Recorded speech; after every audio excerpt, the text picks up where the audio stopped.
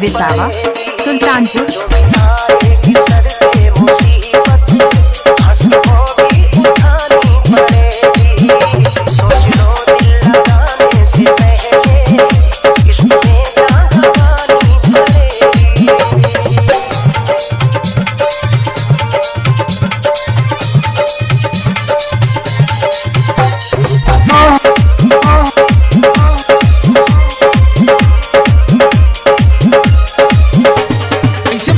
कैसे भैया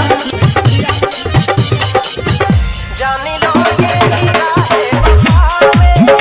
चोट लग जाए नाजुक से दिल पर। सबसे मिलजुल के तुमको रहना है और दुख दर्द हंस के सहना है। हुस्न वाले बड़े को देते हैं ये हमारे बड़ों का कहना है। एंजल मिक्सर डीजे गौतम बाबू, डीजे गौतम बाबू, डीजे गौतम बाबू। चोट लग जाए नाजुक से दिल पर। आशिकी का तकाज़ा यही है तुमको वो भी छुपानी विसावा, सुल्तानपुर। आशिकी का तकाज़ा यही है तुमको वो भी छुपानी पड़ेगी। सोच लो दिल लगाने से पहले इश्क में जान गंवानी पड़ेगी।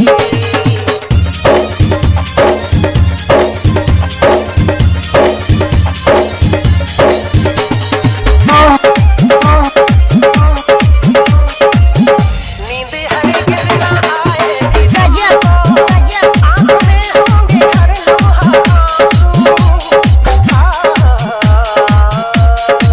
सारी दुनिया ये बात कहती है इश्क में बेकली सी रहती है। तो मोहब्बत में खो गए उनकी दूर आँखों से नींद बहती है। नींद हरगिज़ ना आएगी तुमको आँख में होंगे हर लम्हा आंसू। नींद हरगिज़ ना आएगी तुमको आँख में होंगे हर लम्हा आंसू। देखना है मोहब्बत की पहले आग दिल में लगानी पड़ेगी। एंजल मिक्सर डीजे गौतम बाबू, दिल में लगानी डीजे गौतम बाबू। सोच लो दिल लगाने से पहले इश्क में जान गंवानी पड़ेगी।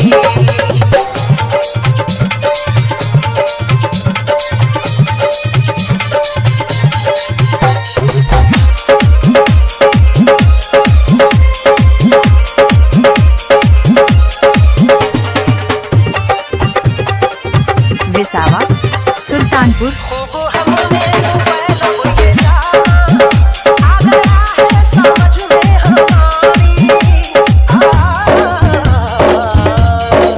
ये तो हमने भी खूब जाना है आजकल का यही ज़माना है। दिल लगाया तो जान लो साहिब हम तुम्हारे भी हाथ आना है। खूब हमने तो फैलब ये जाना आ गया है समझ में हमारी। खूब हमने तो फैलब ये जाना आ गया है समझ में हमारी।